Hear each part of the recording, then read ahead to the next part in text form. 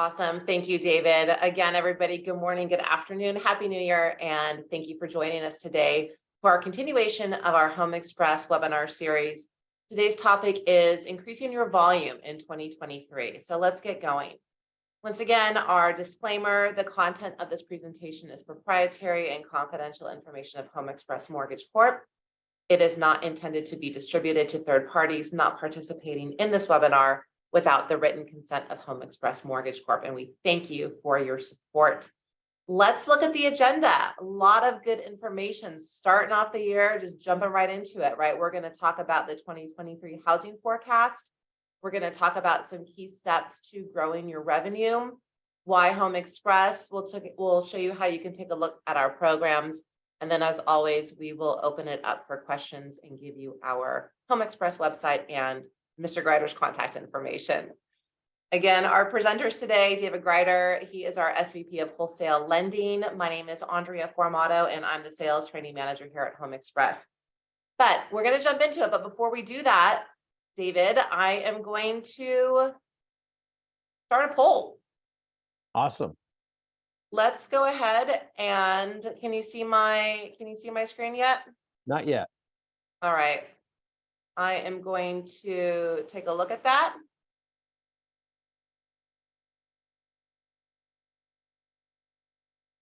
How about now? I got it now. Okay, very good. How long have you been offering non-QM product? That's a good one.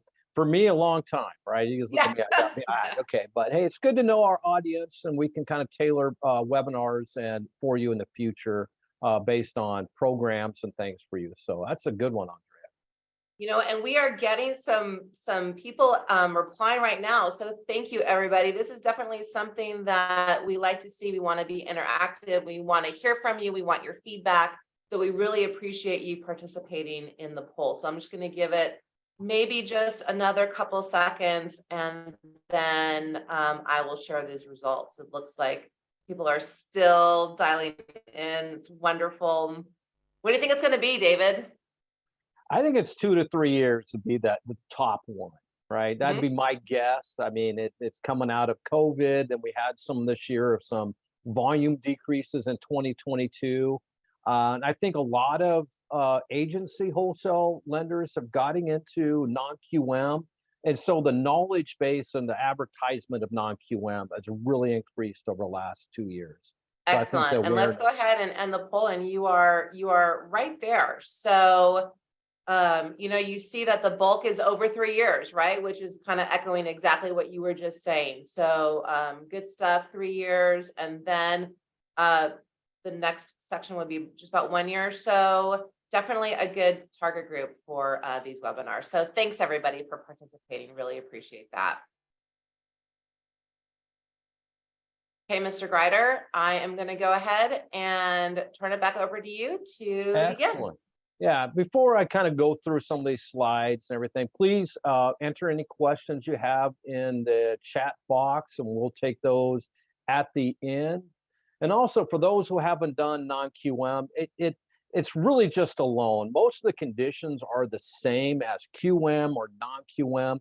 The difference is you may be supplementing the income, the way the income is derived, whether it's a cash flow through business bank statements, or you've got full doc, or there's just some hybrids to it.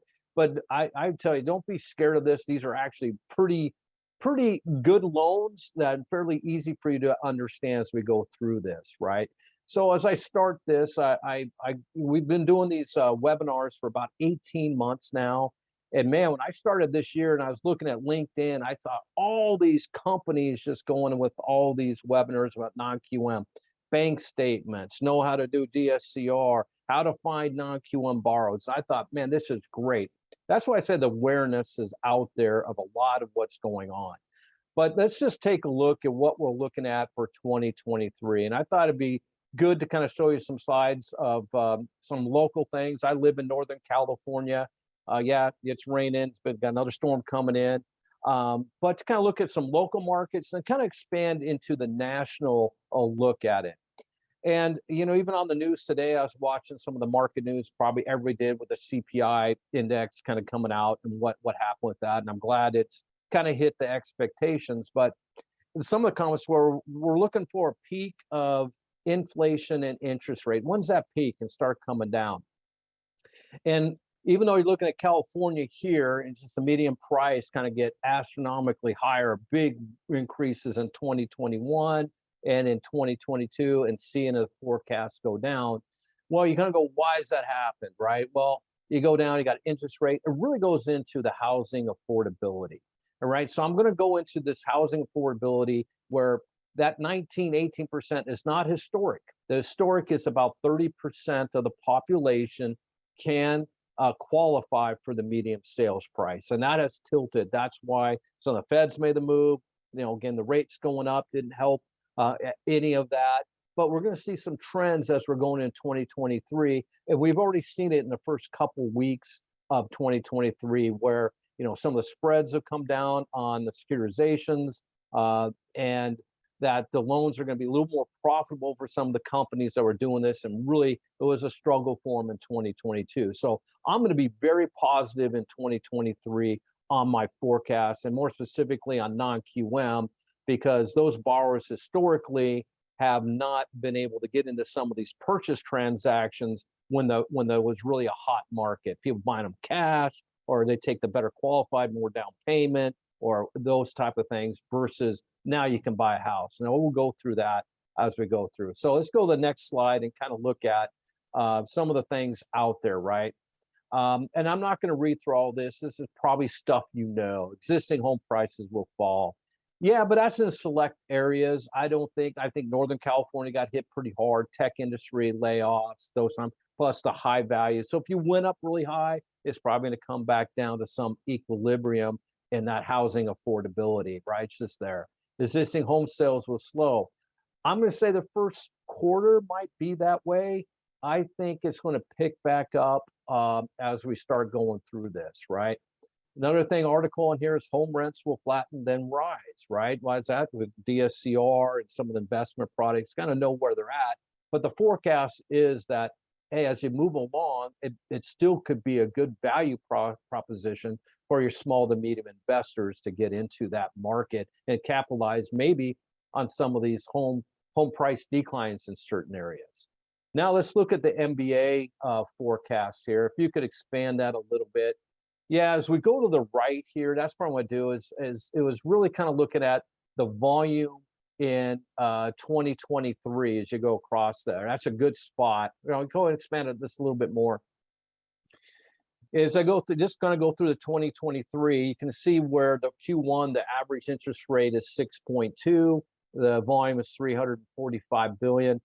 And that's down from Q4. But if you look at it, it's going to pick up in Q2, Q3, 2024 is going to pick up, right? And why is that? If you look at 2024 and the end of 2023 interest rates, they're forecasted to go down. That's right in the middle section. Again, this is just a quick glimpse of why I'm more optimistic as we're going into this market. And we're looking at how we can increase our revenue this year. And again, I know it's going to be tough in January, probably tough through first part of February as well. But there's good news on the horizon. What can we do about that? So again, this deck will be sent out to everybody, so you don't have to hit and put notes. We're going to send that out to you so you can have a copy of that. All right, so thank you, Andrea. We'll go to the next slide and kind of go deep dive now. We've got kind of a basis of, God, what's this market going to look like? So we're going to do a little bit of steps of this as, knowledge. And I saw a good article by one of the top LOs at Guaranteed Rate in Q4 about being an expert, being knowledgeable of your markets, do all this, where you really got to step up your game when volume goes down. I thought it was a great one. So knowledge is power. Build your network, right? Right now, you have more time. Don't take the time off. It's slow. I'm going to go on vacation. This is where you put in the time to capitalize on the next cycle. Never stop marketing, and then have strategic partnership with highly trained account executives and wholesale lenders, right?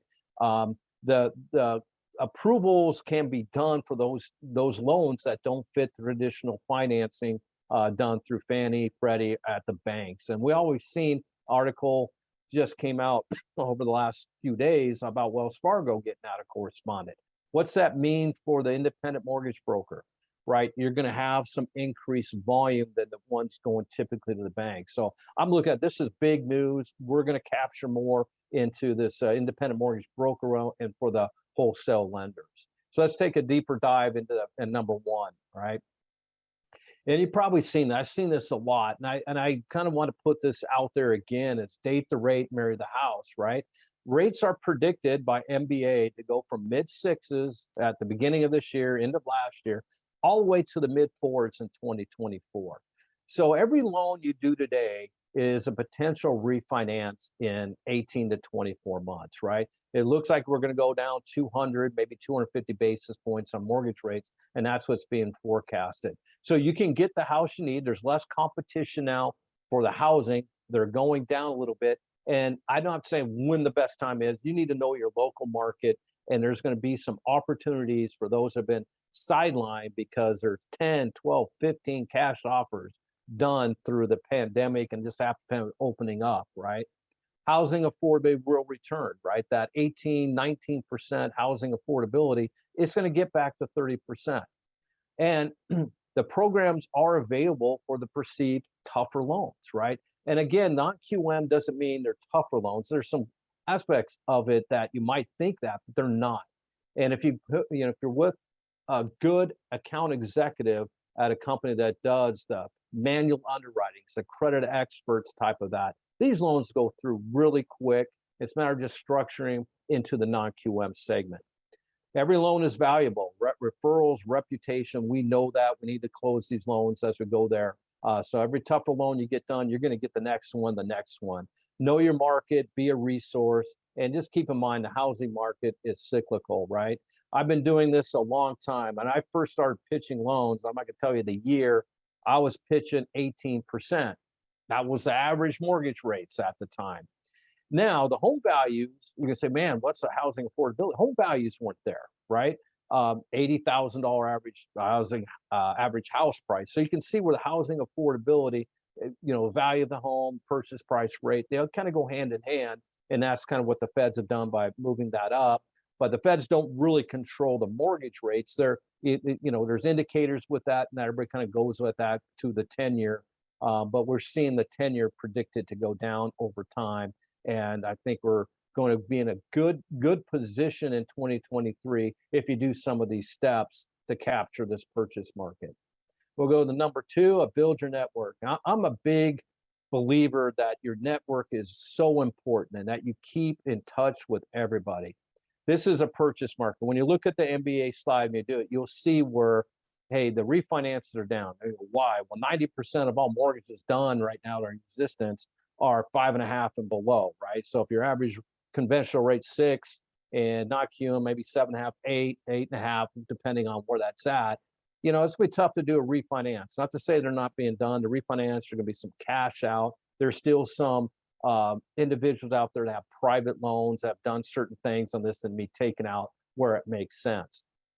But real estate agents are big because this is such a purchase market, and you can be a resource for them, right? If you understand the non-QM, not even if you do that, you know the right AE that knows how to structure loans. You don't have to say no. You can take those deals from that real estate agent, say, hey, I got a place we can look at these self-employed borrowers that won't make it on the traditional financing using tax return. Small to medium investors that want to get into this market or add to their inventory they already have. Hey, those real estate agents need to know that it's fairly easy to do the right DSCR loan, right, where the rents cover the total mortgage payment. CPAs, tax contractors, these are all great stuff that you need to expand to let them know you're a resource for them. Social media, I always believe in that. You'll see on LinkedIn where it's quite a bit, whether it's, you go into other forms of the social media. Also, I had some webinars on DSCR where you guys can expand to business purpose in other states. We're registered in a lot of states for business purpose, and there are certain states that you do not have to be licensed that state for business purpose. We've had a lot of our broker partners know this and try to develop relationships in those states with real estate agents or some property management companies. Get that. Lastly, as we're going through this, is go wider and deeper your prospects. Wider, that's new contacts that you have. And with your own prospects, you can ask for referrals. They've done a great job. When you thinking, right? So you got to be a resource for these, right? What are you known for? I go, what is your value proposition out there? Kind of know what that is and then market for that, right? You can take deals that banks can't do, other lenders are not looking at doing, and you can grab that and have a value proposition and increase your revenue in 2023. Never stop marketing. I'm telling you, I see a lot, and I was going through end of November, December, and I have a lot of contacts out there in the mortgage world. Like, hey, I'm going to take 3 or 4 weeks off. Well, that's probably not the right time, right? The right time is when you're slower, take advantage of that opportunity to re-engage new referrals and keep the referrals you have. So you got to be out there, right? You got to attend some local events, right? You can offer, resource service clients have low scores, right? Look at the credit report. You can actually learn new programs, right? I'm going to have more webinars on specific programs to gain knowledge on that, whether it be the self-employed borrower or the investors world out there. And there's some great ways to put these loans. What about manual underwrites on FHA, VA, right? We're credit experts. We offer the programs that don't fit our broker world's traditional or what they have in house. That's why they do business with us, to keep that relationship. Because you do that loan for them today, you know that you're gearing up for a refinance in a couple years. And that's big. That way you're going to capitalize on the next refinance. Set up drip campaigns through your CRM. Call realtors that you might have had contact with last year and they're out, right? Let them know that, hey, it's coming back and it's a good time now to kind of look at that, where your potential client that needs a new home won't have that competition. I also saw some articles of that where sellers are offering a lot more seller credits. And so you can use a lot of that to buy down the rate, cover the closing costs, and it might be advantageous for them knowing that, hey, this is a cyclical industry, right, that we're in. Think out of the box wherever you do. I mean, your advertising, your reputation are, and you never know how, I used to say, like, somebody, hey, you got lucky on that sale. No, it's not luck. You're doing the right things and capitalizing on the opportunities wherever you go. So be where the people are, and that could be your next client.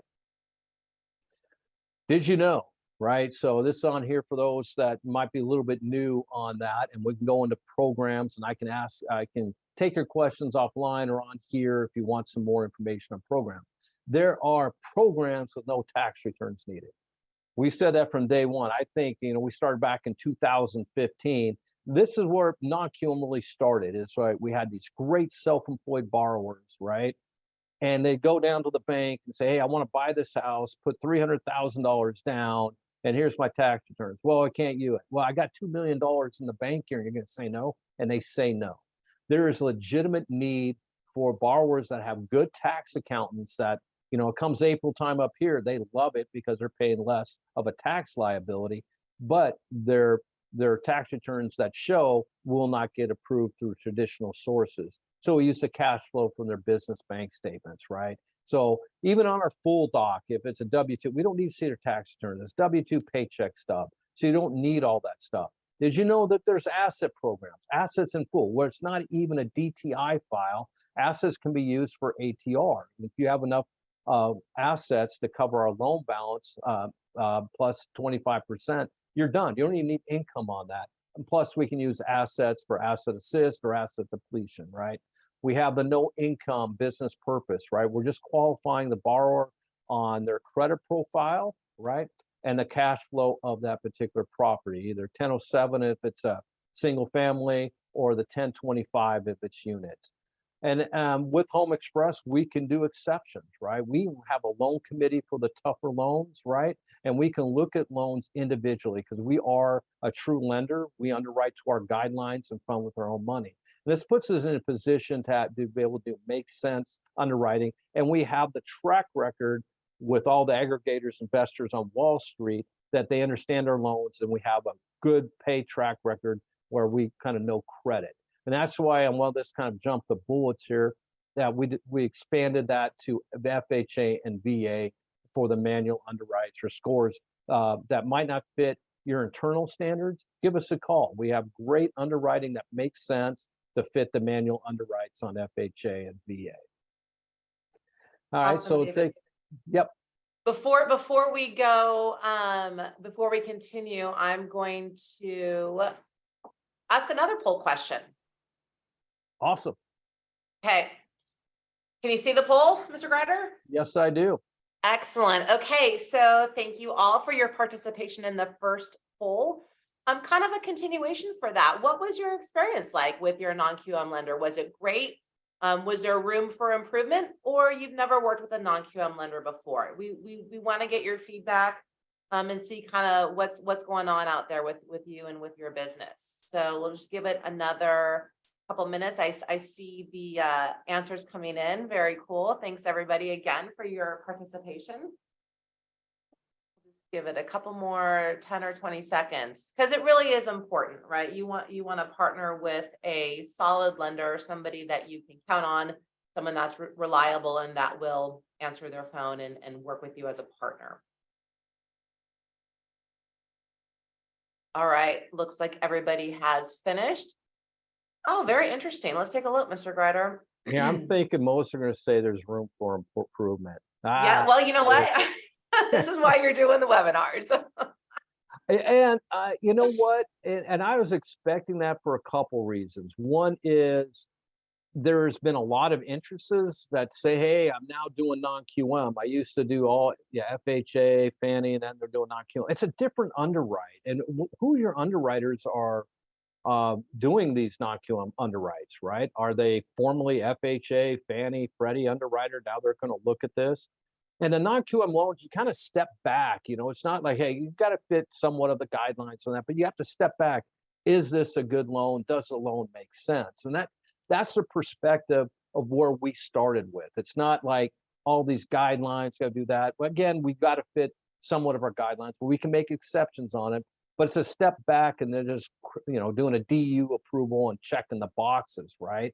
We've been doing this a long time. Our underwriters, you know, our non-QM underwriters, manual underwriters that understand credit, right? And it's not like every deal's the same. There's some deals, even at Home Express coming, might take a little bit longer to understand it or get some documents that we can get a comfort level to fund that loan. So, and again, right now there's tougher loans out there, right? So the ones that, you know, hey, I got my house a year ago at 3%, probably not in the market. The ones that maybe they didn't have an LO say, hey, I can't get it done. They didn't want to spend the time on it. Now they're spending the time on it. So they have a little bit tougher loans. And we want to look at those with you. So if you have a tough loan, then contact your AE. And if you don't have an AE, please get on our website, email me directly, and I'll set you up with one of our highly trained account executives that we do training. There's 2 weeks of training for account executives and weekly training we give them. So they're going to understand how to structure your loan and put that together and close your purchase on time, right? So we're responsive, transparent. We've honored locks. I mean, I'm going to tell you, I was doing an interview this morning, I know, bright and early. And that's this AE at a different company is, why do you want to move from that company? He goes, man, my broker partners over the last year and a half have just didn't have the trust factor with it. I go, well, kind of, what do you mean? Well, we had times when we didn't honor locks, programs got really constricted. And I go, yeah, well, we had a little bit of, programs restricted. We come back out when it is. It depends on, the ultimate buyer of these loans, kind of what the quality is. Anytime you have inflation, you might look at home values go down. Sometimes it's happened, but it was tough from that. That's one thing. We've honored our locks through the high rate environment we had. We put in the right capital market positions to put us in a position right now this year that we're able to do your loans, fund them on time, honor your locks, and you're going to hear from us. Our technology is great. We have the portal for you. You're going to be able to see your loan from submission all the way to CTC and funding. We're going to give the best pricing and programs available. We're using the top 3 there. And so you have a really good experience when you come here. So we'll go to the next slide, maybe take some questions after we get to the company overview. So this is a little bit about us. I kind of already said we started out in end of 2015. We have two operation centers, one on the East Coast and one on the West Coast. We want to be available for you in the right time zones, right? Top three non-QM wholesale lender, could be two, could be one, depending on the month. And again, it's very critical you're dealing with a non-QM lender, underwrites their own guidelines, fund with their own money. That way you're able to make exceptions. You don't have to go through some second underwrite, that kind of stuff. Service-oriented, fast turn times. Generally, it's 24 hours. Sometimes you go to 48, but generally it's 24 hours. We believe in that. High pull through, right? I was looking at all our AEs from last year. We just kind of did, kind of the volume look at that. It was clearly some 70, 80% pull through. And that's with borrowers canceling their transaction. Now, I'm not going to buy it now, right? And we do focus on training and to give you that greatest experience possible in the wholesale non-QM world. Here's another link for our programs. We have consumer purpose to 90% LTV. And we do the investor at business purpose to 80 on a purchase.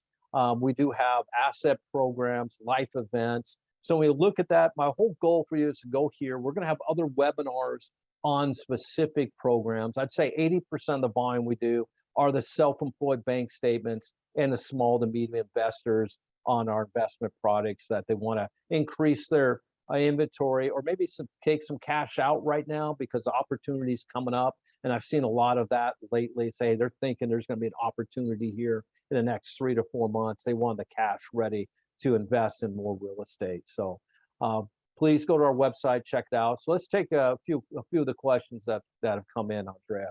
Okay, great, David. Something that came in the chat, like I think it was like early on, like right out of the gate.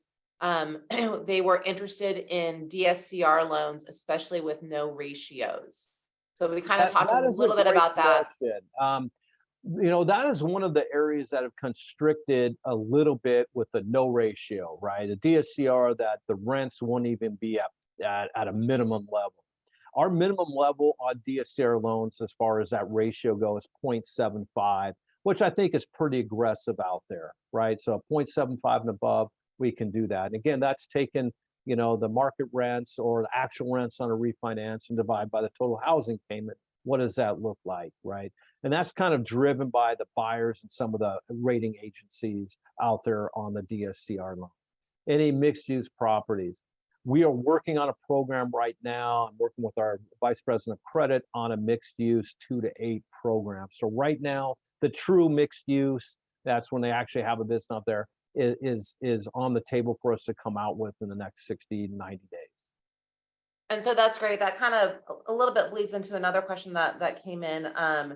It feels like the market is starting to improve a little bit with not as much volatility. So, are we seeing that here, and are we thinking about loosening our guidelines as a result?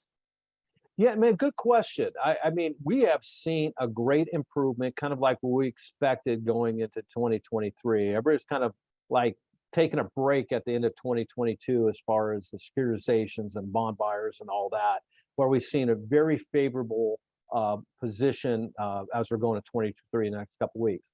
Now, as far as guidelines, we're going to look at everything we can do to expand that, so you guys will have more loans to close.